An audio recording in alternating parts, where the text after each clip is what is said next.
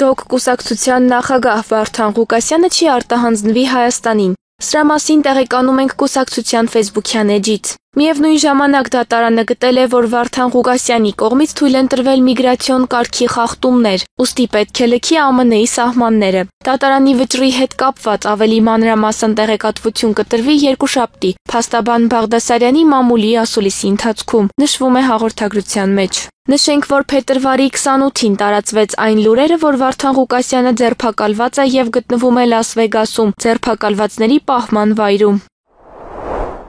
Բորիս Ավագյանին ինքնասպանության հասցնելու գործով նախաձեռնվել է քրեական վարույթ։ Արցախի հանրապետության նախագահի հատուկ հանձնարարությունների գծով ներկայացուցիչ Բորիս Ավագյանի մահվան դեպքով քննչական կոմիտեում նախաձեռնվել է քրեական վարույթ։ 2025 թվականի սեպտեմբերի 24-ին Բորիս Ավագյանը մահացած էր գտնվել Սանկտ Պետերբուրգում Հայաստանի գլխավոր հյուպատոսության շենքում։ Նա դատարանից փախուստի էր դիմել, որտեղ որոշվում էր քրեական գործով նրա խափանման միջոցի հարցը եւ գնացել էր Հայաստանի հյուպատոսարան։ Սեպտեմբերի 23-ին Փաստ-Ինֆոն գրել էր, որ Ավագյանն իրենց հետ կապ է հաստատել հայտնելով, որ գտնվում է Սանկտ Պետերբուրգի Հայաստանի հյուպատոսարանում։ Վերջին մեկ ամսվա ընթացքում Ռուսաստանի հատուկ ոստիկանության աշխատակիցները ձերբակալել են, տարել ոստիկանություն փաստաթղթեր ստուգելու, քանի որ Հայաստանը հետախուզում է հայտարարել իմ նկատմամբ։ Ես կամավոր ցանկանում եմ, որ ինձ արտահանձնեն Հայաստան, լրատվամիջոցին փոխանցել էր Ավագյանը։